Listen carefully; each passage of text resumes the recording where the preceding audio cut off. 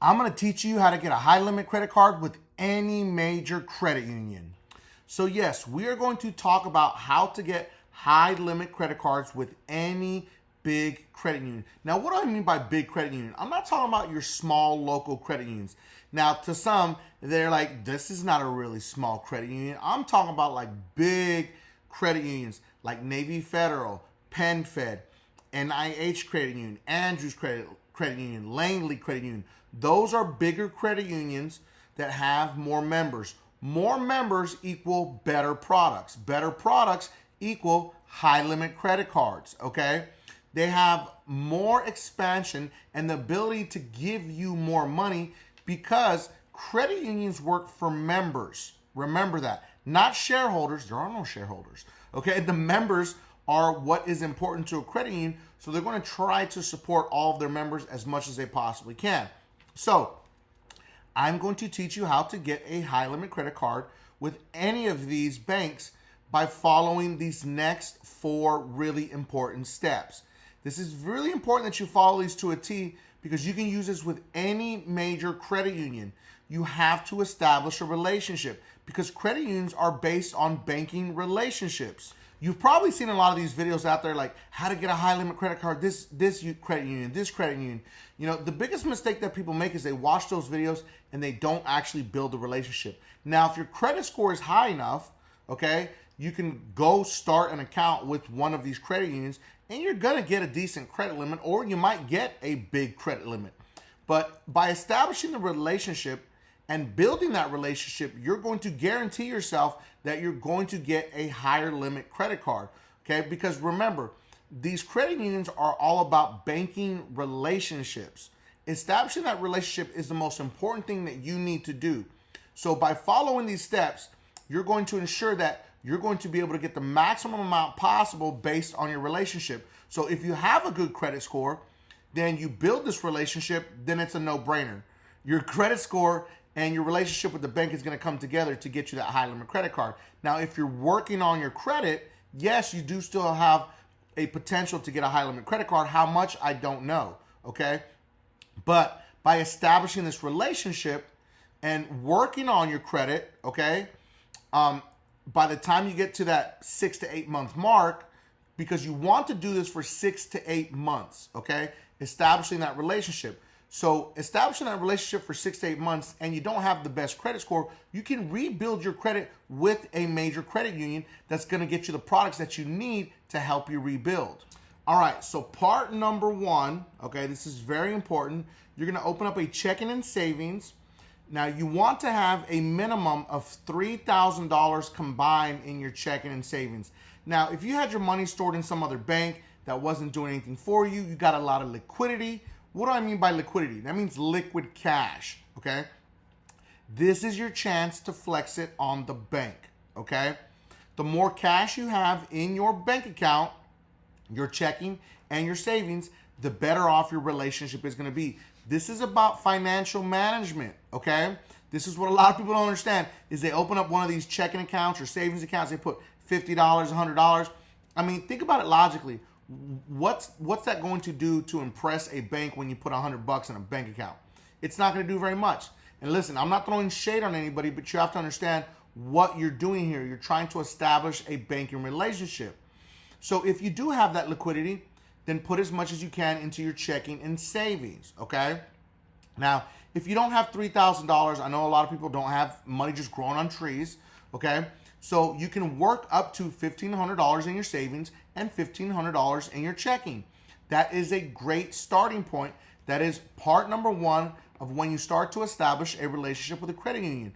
Start to manage your money in a better fashion and show that to the actual credit union. So this is a bonus for all business owners out there. You want your relationship to be established for at least a minimum of 91 days with your personal account before you try to open a business account. Now, some credit unions will require at least 30 days to be banking with them, but wait as long as you possibly can. If you can wait 6 to 8 months to open up that business checking account and savings account, some of them don't offer savings, but the business checking account, okay, wait that full 6 to 8 months before you pull the trigger on a business account.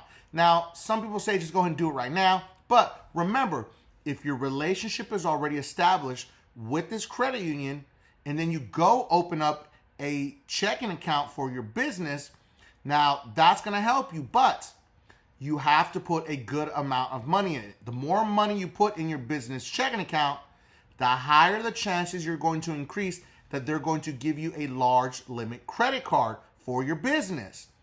Putting $5,000 or more in your business checking account with this credit union is going to increase the chances of getting a high limit business credit card. Okay, so part number 2, you need to set up a direct deposit, okay? Direct deposit is king above anything else. If you have multiple bank accounts that you want to spread your money across, you want the majority of your money going into your new credit union relationship. So if you decide that you don't want to just have all your money in one bank, which is actually a great idea, okay? You don't want to keep all your eggs in one basket. So, and you need your direct deposit, you want some of it going to another account and then your new credit union account. So you want to do like a 50-50 split, maybe a 75-25 or an 80-20. You get the drift, okay? You can deposit up to 2 banks at a time with your direct deposit normally, okay? I don't know if any other institutions want to do more than that, but generally speaking, that's what they want to do, is a maximum of 2 banks at one time for one direct deposit, okay? So again, you want the majority or all of your direct deposit going into your new credit union account. The moment you set up your checking and savings, set up direct deposit. Now, there's going to be people that are going to say, I don't do direct deposit because you're a business owner or your employer doesn't offer direct deposit. It's 2023 and they don't offer it. Still crazy, right? Because they don't want to have to pay those fees. That's why they don't offer it, okay? But that's okay. Okay, now listen, direct deposit is going to be king. That's really what the credit union wants to see. That is the number one thing that they want to see. But if you're going to have a paper check or cash deposits, that is perfectly fine. Do it on a consistent basis. Every time you get paid, you go take your check, you deposit it into your bank account, okay? This is really important. They need to see that consistent cash flow. This is what all credit unions want and need to see.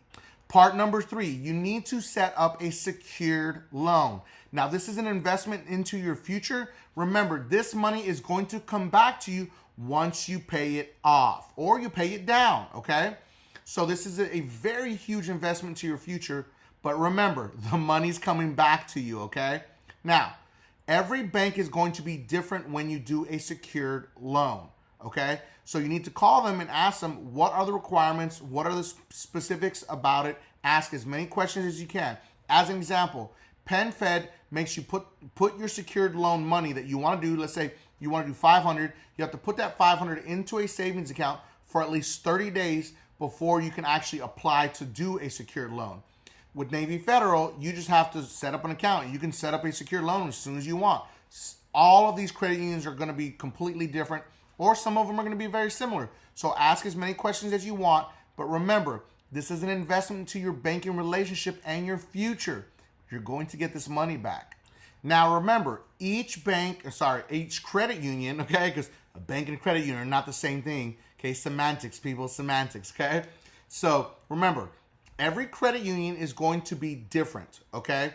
So, or they may be similar. So you can do anywhere from $250 all the way up to $30,000.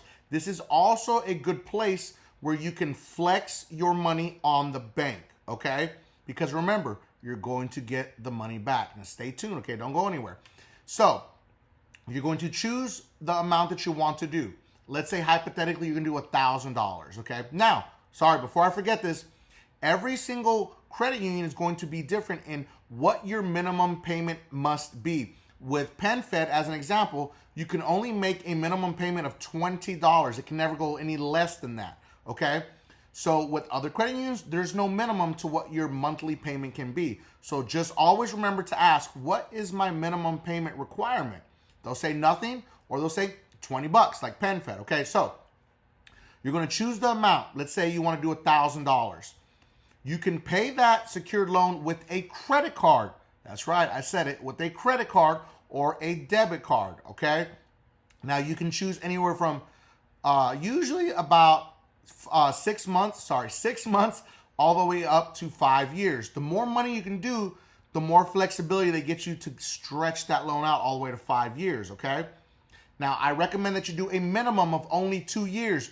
Doing a 6-month loan is not long enough. You're opening a new account that's going to report to the credit bureaus, and you're going to reduce your average age of credit. So at least make it worth your while to do it for a 2-year term minimum.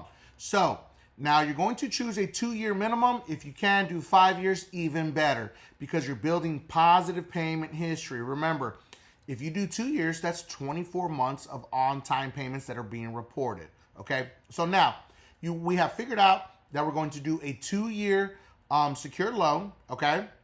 Now we're going to do $1,000. We're going to call up the credit union. We're going to tell them, hey, I want to do a secured loan for $1,000. They're going to say, okay, great. They're going to read you all the jargon, everything they need to tell you.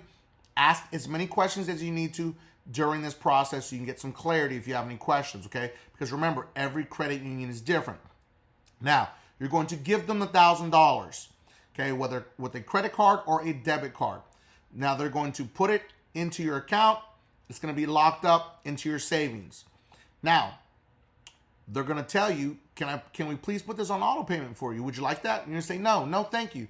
I don't need auto payment right now, but I greatly appreciate it, okay? They're going to say, okay, cool. So you're going to hang up the phone. In 7 to 10 business days, the loan will become active. Once the loan becomes active, you want to pay off 80% of the loan immediately. So if you gave them $1,000, you're going to pay $800.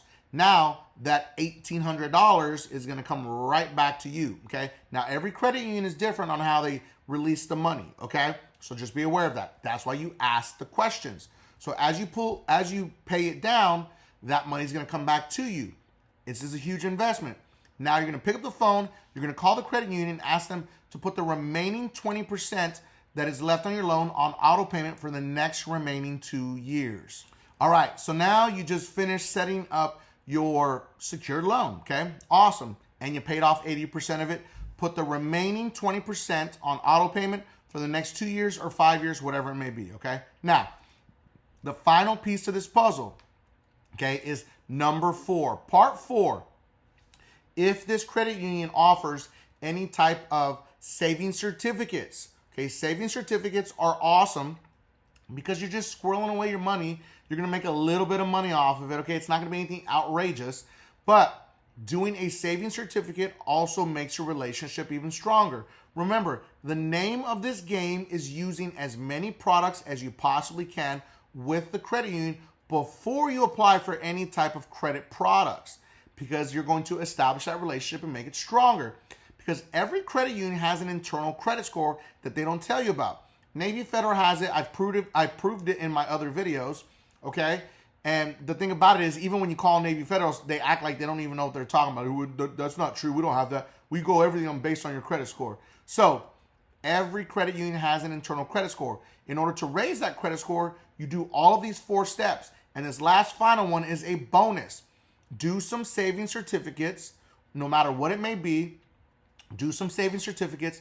And this is also going to help you increase that internal credit union credit score.